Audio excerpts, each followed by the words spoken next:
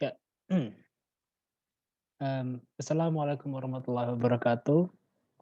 Selamat pagi, siang, sore, malam, ya kapanpun itu Bapak Ibu, saudara-saudara sekalian melihat sosialisasi ini, ya. Pertama-tama, perkenalkan nama saya adalah Rafif Adianto. Saya adalah mahasiswa yang melaksanakan KKN di Desa Sardono Harjo, Ngaglik, Sleman. Khususnya di Dayaan ya, di Dayaan, eee, dan pada kesempatan ini saya akan menyampaikan terkait dengan perubahan iklim dan bagaimana dampaknya terhadap kesehatan, ya. Mengapa ini penting untuk dipahami? Nah, nanti kita semua akan sama-sama, Bapak, Ibu, adik-adik, saudara-saudara sekalian akan sama-sama kita melihat gitu ya, kenapa sih penting untuk, memahami perubahan iklim dan, kesehatan ini. Nah, di sebelah kanan kalau bisa di Bapak Ibu sekalian lihat, itu, adalah ada poster ya, poster yang saya buat gitu ya, yang juga saya rasa Bapak Ibu sekalian sudah, mendapatkan posternya, sudah di-share posternya dan bisa dilihat, bisa dibaca yaitu ringkasan, dampak perubahan iklim terhadap kesehatan. Dan presentasi saya pada kali ini, atau sosialisasi saya pada kali ini, tujuannya untuk menjelaskan lebih lanjut tentang isi poster yang, saya buat tersebut. Nah, gitu. Oke, jadi, pertama-tama hal yang harus kita pahami adalah apa itu perubahan iklim. Nah, tapi sebelum sampai kita membahas perubahan iklim, ya, kita harus terlebih dahulu mempelajari atau mengetahui setidaknya apa sih itu iklim. Nah, terkadang kita mungkin sering, eee, bingung gitu ya antara iklim atau cuaca itu kita anggap itu suatu hal yang sama. Padahal iklim dan cuaca itu adalah 2 hal yang sangat berbeda sekali. Kalau cuaca, ya cuaca kita bisa melihat dengan mudah. Misalnya, oh cuacanya itu sedang hujan atau, oh cuacanya itu panas, terik, tidak berawan, langit cerah. Nah itu adalah cuaca dan itu bisa berubah-ubah dalam waktu yang singkat. Misalnya tadi siang panas, sorenya hujan, malamnya cerah lagi. Nah itu adalah cuaca, dia akan terus berubah,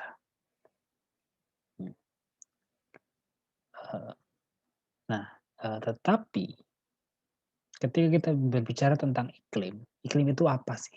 Nah, iklim itu adalah rata-rata dari keadaan kondisi cuaca di daerah tertentu dalam jangka waktu yang lama, ya puluhan tahun, ratusan tahun, bahkan ribuan tahun. Itu tidak berubah.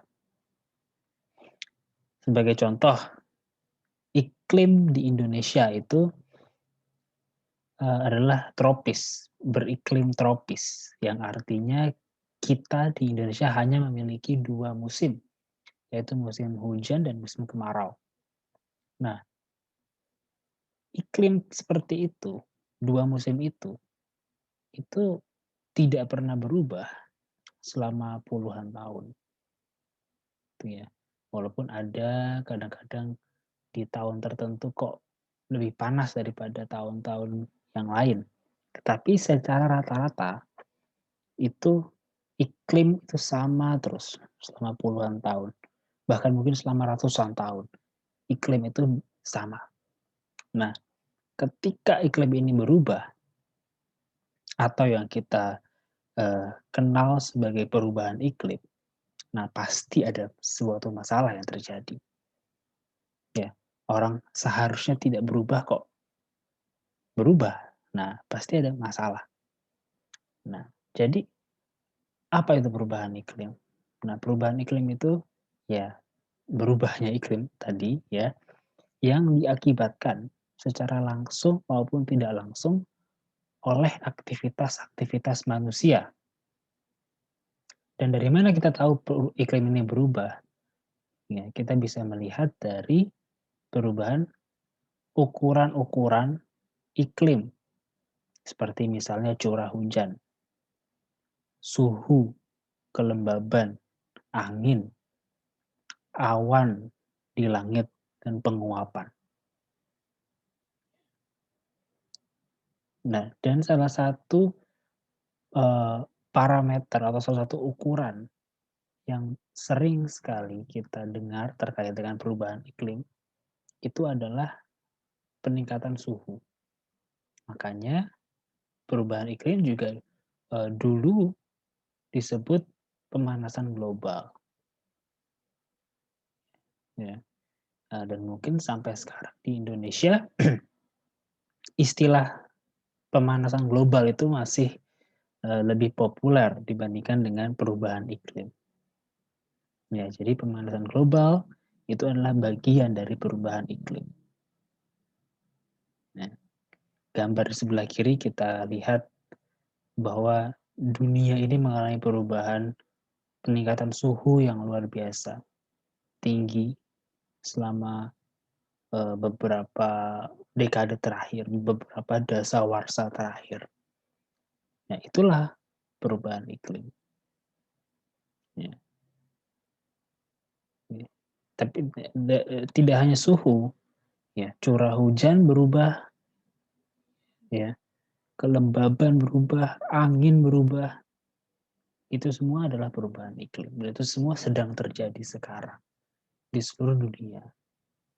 Bukan cuma di Indonesia saja, tapi di seluruh dunia mengalami perubahan iklim. Nah, apa sih yang menyebabkan perubahan iklim? Perubahan iklim disebabkan oleh pelepasan gas rumah kaca. Ya, jadi manusia dalam aktivitasnya sehari-hari, manusia melepaskan zat-zat atau gas-gas yang disebut sebagai gas rumah kaca. Contohnya adalah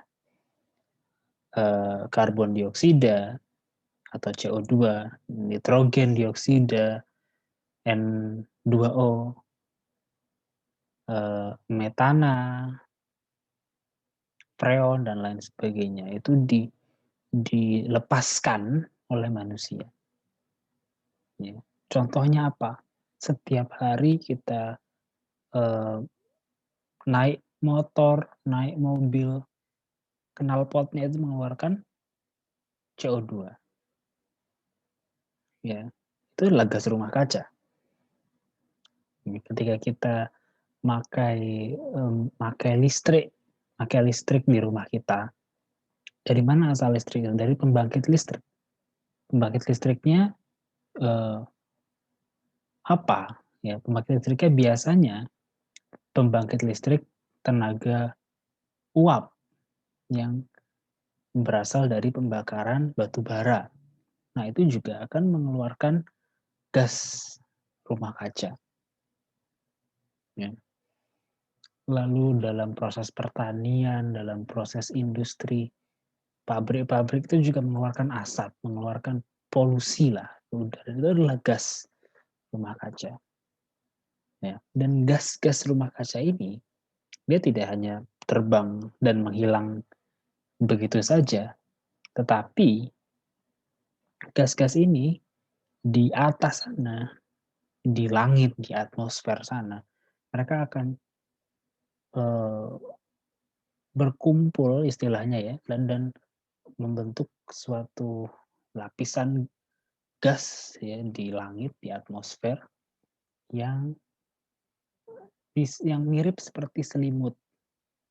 Jadi gas-gas ini menyelimuti bumi ya. Dan sama seperti kita, kalau kita pakai selimut, kita jadi merasa panas ya, jadi lebih panas. Nah, sama ketika bumi diselimuti oleh gas-gas rumah kaca, perlahan-lahan bumi juga akan menjadi panas. Nah, lalu apa saja dampak dari perubahan iklim ini? Nah, Bapak Ibu, saudara-saudara sekalian, dampak dari perubahan iklim itu sangat luas sekali. Hampir semua aspek dalam kehidupan kita itu dipengaruhi oleh perubahan iklim. Ya. Nah, bisa dilihat di sini dampaknya, contohnya ya, ini hanya contoh kecil saja yang saya ambil. Pertama, peningkatan suhu, lalu kekeringan. Nah, peningkatan suhu, kekeringan, nah ini akan berdampak besar juga pada manusia, pada ekonomi misalnya. Badai, cuaca ekstrim, bencana terjadi, mencairnya es di kutub, meningkatnya permukaan air laut, sehingga di beberapa kota di Indonesia yang di pinggir pantai, misalnya Jakarta, itu akan terancam tenggelam karena permukaan air laut itu meningkat terus. Nah, dan juga bisa terjadi perubahan kerusakan habitat, ya, terumbu karang mati, hewan-hewan liar, orangutan dan badak dan lain sebagainya itu bisa punah. Ya, akhirnya ikan-ikan di laut juga tadi karena terumbu karang rusak, ikan-ikan di laut juga berkurang. Ya, akhirnya nelayan tidak bisa menangkap ikan sebanyak dulu lagi. Dan artinya kita tidak bisa makan ikan dengan mudah seperti dulu lagi, seperti bapak ibu kita dulu. Nah, itu adalah dampak dari perubahan iklim. Dampaknya sangat contoh ya sangat sedikit sekali dari perubahan iklim. Sebenarnya ada banyak dampak-dampak itu. Dan untuk kesempatan kali ini, saya akan menjelaskan beberapa dampak yang berhubungan dengan kesehatan. Nah, penyakit itu bisa diakibatkan oleh perubahan iklim. Pertama, perubahan iklim membuat polusi udara itu menjadi semakin parah. Ya, kondisi sekarang sudah semakin parah, sudah parah gitu ya. Ditambah lagi perubahan iklim, nah ini menjadi makin parah. Asap-asap yang kita keluarkan tadi terkena panas ya dari pemanasan global ini, gas-gas itu menjadi lebih berat, ya, bereaksi dan lain sebagainya, dan akhirnya akan turun lagi ke bawah. Sehingga kita menghirup polusi-polusi udara seperti ini. Ya. Dan itu akan menyebabkan banyak hal-hal yang negatif dalam kesehatan kita. Misalnya penurunan fungsi paru-paru, radang paru-paru, asma, alergi, penyakit jantung dan paru-paru, ya, serangan jantung, stroke, dan pembuluh darah, ya, penyakit pembuluh darah, dan juga kanker ya, di paru-paru. Itu baru akibat polusi udara. Nah, ada lagi akibat air yang tercemar. Tadi sudah dijelaskan juga bahwa perubahan iklim itu tidak hanya membuat suhu panas tok, tapi juga menyebabkan peningkatan curah hujan. Hujan menjadi semakin lebat, semakin deras. Akhirnya terjadilah bencana. Ya. Kita mungkin juga sering mendengar berita belakangan ini, ya, saudara-saudara kita yang ada di Nusa Tenggara, yang ada di Kalimantan di awal Januari kemarin, itu juga mengalami banjir yang luar biasa, banyak korban jiwa yang tewas di dalamnya. Itu semua ada pengaruh perubahan iklimnya di dalam peristiwa itu. Ya, cuaca semakin parah, angin topan semakin besar, hujan semakin lebat, dan banjir yang terjadi itu juga mengakibatkan banyak dampak kesehatan seperti diare, kolera, demam tifoid atau yang kita kenal juga sebagai tipes, ya. Lalu ada hepatitis A, leptospirosis, dan paru-paru basah atau pneumonia. Semua terjadi, itu semua terjadi. Itu semua terjadi akibat perubahan iklim. Nah, selanjutnya perubahan iklim tadi, hujan yang deras tadi, akhirnya menyebabkan genangan-genangan, ya, genangan-genangan di tanah, di aspal, di wadah-wadah yang ada di luar rumah kita yang kita sering tidak perhatikan, dan itu menjadi sarang nyamuk untuk berkembang biak. Ya, dan akhirnya semakin besar curah hujan, maka nyamuk juga akan semakin banyak yang bertelur, yang menghasilkan anak gitu ya. Dan akhirnya nyamuk-nyamuk ini dan juga serangga lain, misalnya kutu, ya, akibat perubahan iklim, mereka ini semakin banyak jumlahnya. Dan sayangnya mereka juga membawa penyakit. Kalau misalkan mereka tidak bawa penyakit, tidak masalah. Tapi mereka membawa penyakit. Mereka menyebarkan bibit-bibit penyakit ke manusia. Misalnya DBD, malaria, chikungunya, ya, kaki gajah, dan lain sebagainya. Nah, jadi akibat perubahan iklim, penyakit-penyakit yang menular akibat vektor. Nah, vektor ini maksudnya ya seperti nyamuk, kutu, dan lain sebagainya. Itu ya. Itu akan terjadi lebih sering. Nah, selanjutnya adalah ketika di satu daerah itu terjadi curah hujan yang tinggi, terjadi banjir dan lain sebagainya, ternyata di daerah lain itu justru terjadi kekeringan akibat perubahan iklim. Ya, logikanya gampang gitu ya. Ketika kita punya air, misalnya kita punya air nih, ya, air ini dialihkan di satu daerah, jadi banjir di sana. Ya.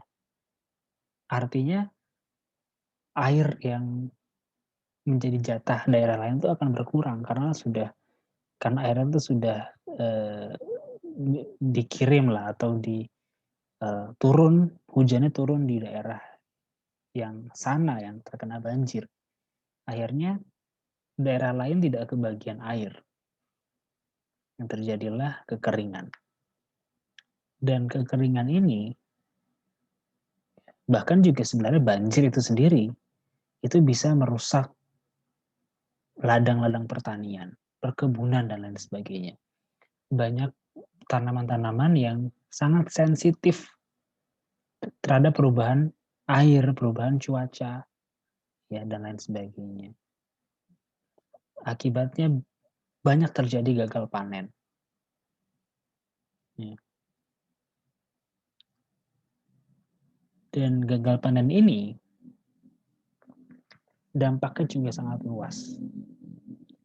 Dalam jangka pendek misalnya, ketika tidak ada suplai makanan dari pertanian ataupun dari perkebunan, ya, itu bisa mengakibatkan harga makanan tersebut atau bahan pokok tersebut menjadi mahal berkali-kali lipat. Itu dalam jangka pendek. Dan jika terus-terusan terjadi gagal panen, ya, petani bisa bangkrut. Orang-orang bisa kelaparan karena mereka tidak mendapatkan makanan gitu ya, karena mati semua, gagal panen semua. Ya, dan ini akan menyebabkan berbagai macam penyakit seperti malnutrisi, anemia, kekurangan vitamin, dan justru obesitas atau menjadi terlalu gemuk badannya. Akibat tidak bisa mendapatkan makanan dengan nutrisi yang baik, justru mendapatkan makanan dari junk food ya, atau makanan-makanan yang sampah dalam tanda kutip. Junk food, nah itu malah menyebabkan obesitas, kegemukan. Berat badannya terlalu besar, terlalu gemuk gitu ya, seperti itu. Nah, selain itu, suhu yang panas ya dari sinar matahari itu juga berdampak langsung kepada kita. Ya. Di Indonesia memang belum begitu terasa, tapi di negara-negara lain yang ada musim panasnya, di negara dengan 4 musim, ya di sana banyak sekali, misalkan di Eropa itu terjadi serangan panas ya, atau gelombang panas ya, yang menyebabkan serangan panas pada masyarakat ya, atau dikenal juga dalam bahasa Inggris itu namanya heat stroke. Dan itu bisa menyebabkan mulai dari pingsan sampai kematian karena panas yang sebegitu dahsyatnya. Ya.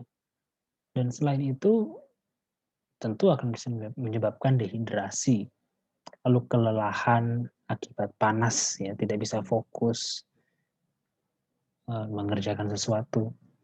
Dan akibat sinar matahari langsung itu, radiasi sinar ultravioletnya itu menyebabkan kanker kulit. Nah,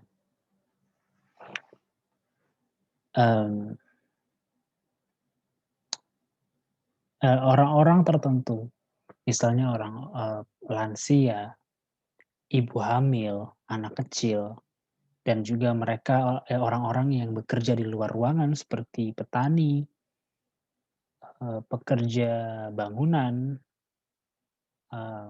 atlet misalnya, itu juga menjadi orang-orang yang sangat berisiko terkena dampak dari panas yang ada, ya, yang semakin panas nih akibat perubahan iklim. Nah, lalu masalah yang terakhir adalah masalah kesehatan mental. Kita tadi juga sudah tahu ya bahwa perubahan iklim ini memiliki dampak buruk terhadap ekonomi juga.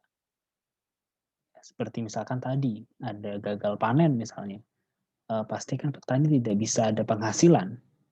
Ya, ketika jumlah ikan di laut itu menurun, nelayan juga akan kesulitan untuk mencari ikan, mencari penghidupan mereka. Akhirnya mereka stres, ya,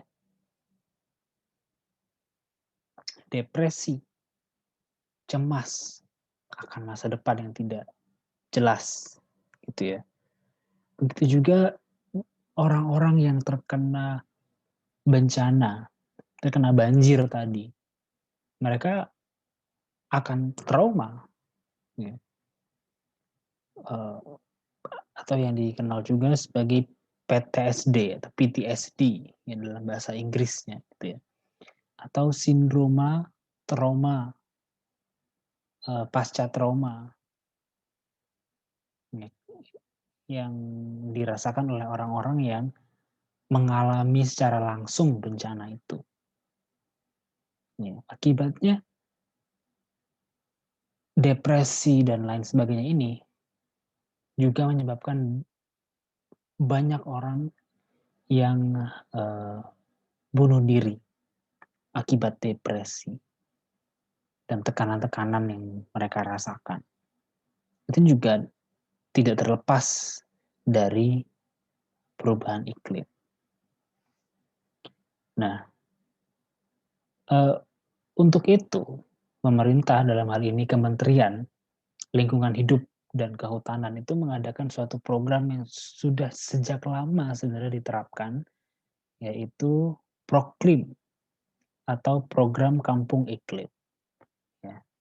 Untuk lebih jelasnya lagi mungkin, kita nonton dulu, video yang akan menjelaskan tentang Proklim, ya. Silakan ditonton ya. Program Kampung Iklim, Gerakan Nasional Pengendalian Perubahan Iklim di tingkat tapak berbasis komunitas. Sadarkah kita akan kecenderungan bencana yang semakin sering terjadi? Sejak beberapa dekade terakhir, kecenderungan bencana di Indonesia semakin meningkat. Didominasi oleh bencana terkait iklim dan cuaca ekstrim atau hidrometeorologi seperti banjir, puting beliung, longsor, kebakaran hutan, dan kekeringan. Ada beberapa faktor yang menyebabkan kecenderungan bencana meningkat. Sebagian besar disebabkan kerusakan dan penurunan kualitas lingkungan akibat aktivitas manusia.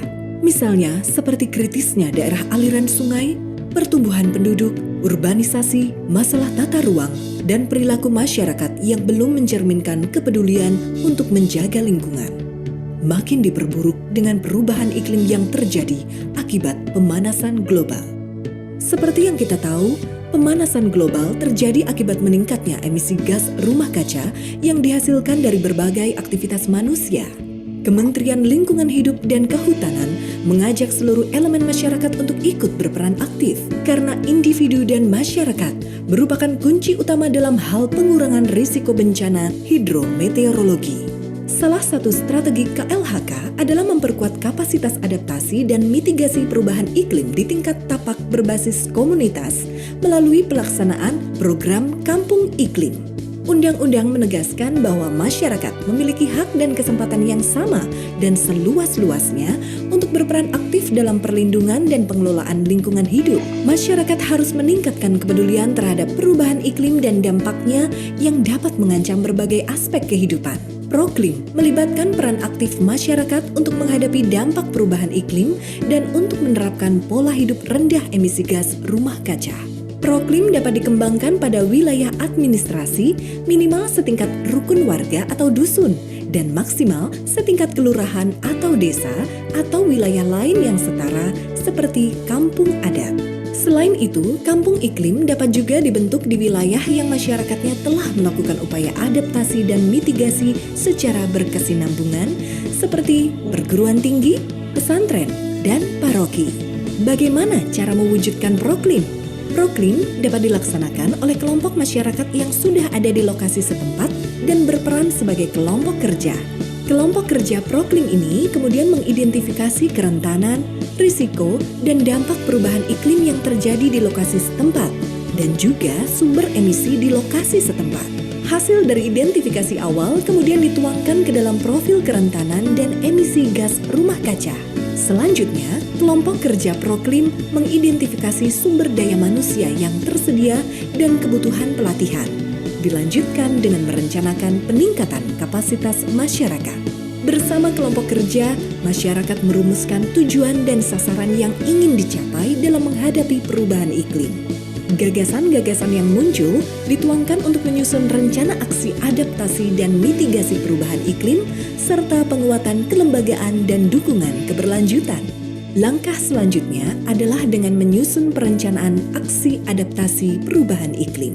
Misalnya, pengendalian kekeringan, banjir dan longsor dengan pembuatan penampungan air hujan, biopori dan sumur resapan, melakukan upaya penghematan air, membuat atau memodifikasi bangunan sehingga adaptif terhadap perubahan iklim, dan membuat sarana pengendali banjir. Peningkatan ketahanan pangan, misalnya dengan menerapkan sistem pola tanam bergilir, penganekaragaman tanaman pangan dan pertanian terpadu. Kemudian membuat serta merawat saluran irigasi dan memanfaatkan lahan pekarangan, misalnya untuk menanam sayuran, tanaman obat, kolam ikan, dan lain sebagainya. Pengendalian penyakit terkait iklim dengan mengendalikan faktor penyakit, misalnya mengaktifkan peran jumantik dan melaksanakan 3M, serta menerapkan PHBS, sanitasi, dan penyediaan air bersih. Perencanaan aksi mitigasi perubahan iklim, misalnya dengan pengelolaan limbah padat dan cair, penggunaan energi baru terbarukan, konservasi, dan penghematan energi, melakukan budidaya pertanian rendah emisi, meningkatkan tutupan vegetasi, mencegah dan menanggulangi kebakaran hutan dan lahan.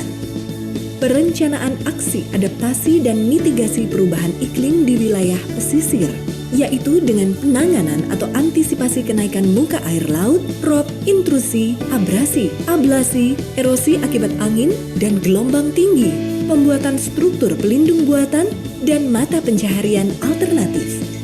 Selanjutnya adalah pelaksanaan rencana aksi-aksi tersebut. Aksi dilaksanakan dengan memprioritaskan aksi yang berkontribusi paling besar untuk menurunkan emisi gas rumah kaca atau yang menjawab ancaman terkait dampak perubahan iklim yang paling kritis. Proklim merupakan kegiatan berbasis komunitas yang berkelanjutan, sehingga penguatan kelembagaan merupakan kunci keberhasilan dalam pelaksanaan Proklim. Kelompok masyarakat yang terdapat pada lokasi Proklim merupakan ujung tombak dalam pelaksanaan kegiatan adaptasi dan mitigasi perubahan iklim di tingkat tapak. Dengan pelaksanaan aksi yang berkesinambungan dan berkelanjutan, Proklim dapat memberikan manfaat di bidang ekonomi, sosial, lingkungan, dan pengurangan risiko bencana terkait iklim. Dengan Proklim pula, kita dapat membangun generasi baru yang peduli terhadap perubahan iklim. Demi anak cucu kita, demi keberlangsungan kehidupan di bumi. Ayo, bersama Proklim, kita laksanakan aksi adaptasi dan mitigasi perubahan iklim secara berkelanjutan.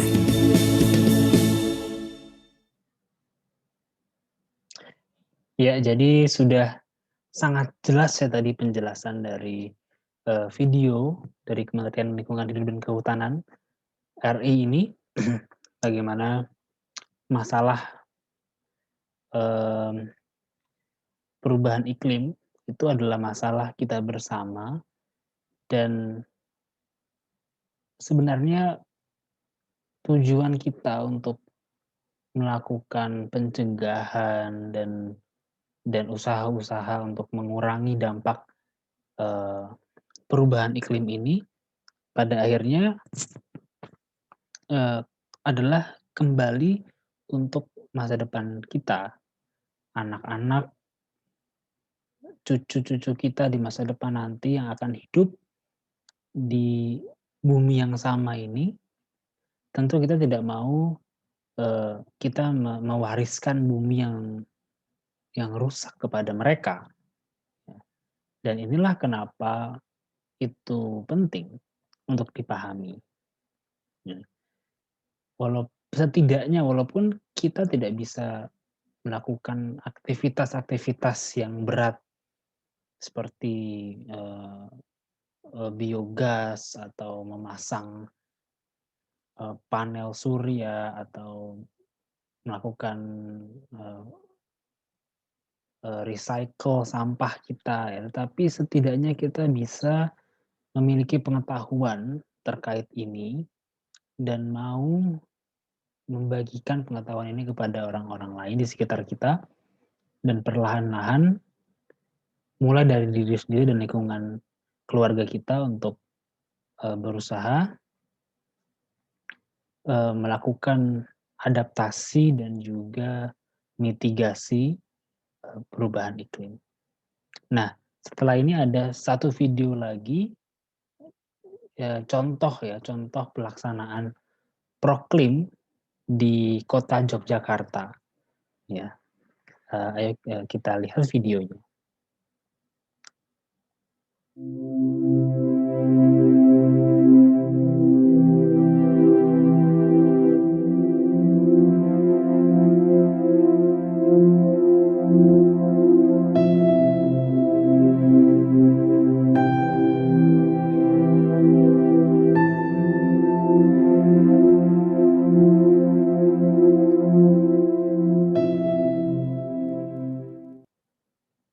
Apa itu Proklim? Proklim atau Program Kampung Iklim merupakan program Kementerian Lingkungan Hidup dan Kehutanan dalam rangka meningkatkan keterlibatan masyarakat dan pemangku kepentingan untuk melakukan penguatan adaptasi dan mitigasi perubahan iklim. Kota Yogyakarta menjadi salah satu kota yang bergerak dalam mewujudkan Kampung Proklim. Setiap kampung dituntut mampu memiliki kepedulian untuk melestarikan lingkungan hidup melalui aksi adaptasi dan mitigasi dalam menghadapi terjadinya perubahan iklim. Dengan semboyan Segoro Amarto, warga masyarakat Kota Yogyakarta tetap semangat pada masa pandemi COVID-19.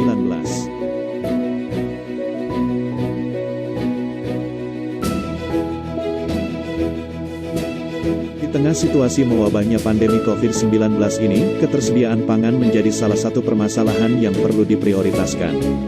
Dalam hal pemenuhan kebutuhan pangan, khususnya di Kota Yogyakarta, peran sektor pertanian perkotaan menjadi garda terdepan untuk meningkatkan ketahanan pangan. Masalah utama pertanian perkotaan adalah keterbatasan lahan yang ada. Dalam mengatasi hal tersebut, masyarakat Kota Yogyakarta memanfaatkan lahan pekarangan sebagai sarana untuk melakukan aksi mitigasi dengan melakukan penghijauan dan budidaya hewan ternak.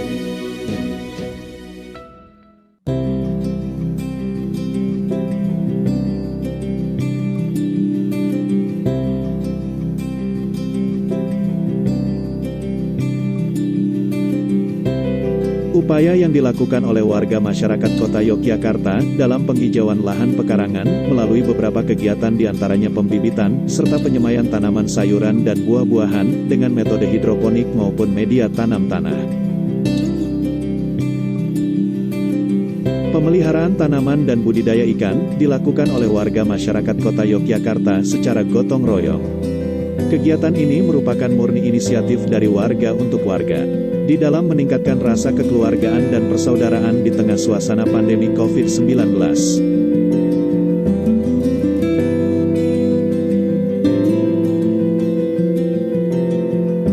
Budidaya tanaman dan ternak ikan yang dilakukan oleh masyarakat dalam upaya memenuhi kebutuhan pangan sangat dirasakan manfaatnya. Terutama di masa pandemi ini.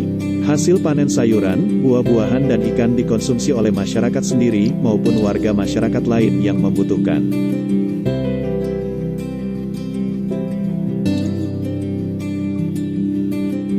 Aksi dalam meningkatkan ketahanan pangan Kampung Proklim melalui pemanfaatan lahan pekarangan mendapat apresiasi dari Wakil Wali Kota Yogyakarta, Heru Purwadi.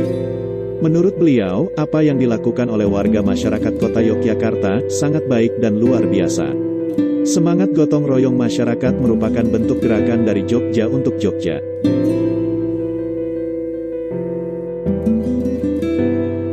Kegiatan seperti ini menjadi salah satu bentuk budaya masyarakat Kota Yogyakarta yang diharapkan keberlanjutannya.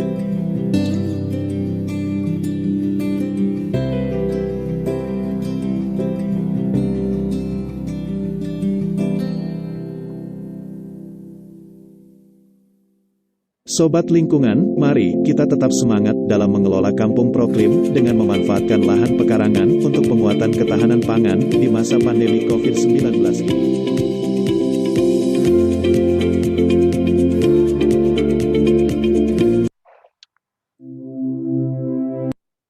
Ya, jadi menarik ya bagaimana di Kota Jogja itu mereka sudah melaksanakan Proklim. Tadi kita lihat dengan menanam sayur-sayuran gitu ya, dan nanti hasilnya dijual atau dibagikan ke warga itu sendiri ya, dan selain itu menghasilkan suatu keuntungan uang gitu ya, itu juga membangun semangat gotong royong dan sambil menghijaukan lingkungan kita yang pada akhirnya kembali lagi akan mengurangi dampak perubahan iklim itu sendiri. Nah, terakhir ya saya ingin juga menyampaikan bahwa saya membuat buku tipis ya, atau disebut juga buklet gitu, dengan judul Perubahan Iklim dan Kesehatan Masyarakat. Nah, buklet ini juga sudah, dibagikan, saya rasa sudah dibagikan juga ke warga, ya, dan ini, tipis ya, hanya 38, kurang lebih 38 halaman, yang isinya adalah referensi singkat, ya, atau, pengetahuan-pengetahuan sederhana terkait perubahan iklim dan, penyakit-penyakit yang menyertai perubahan iklim.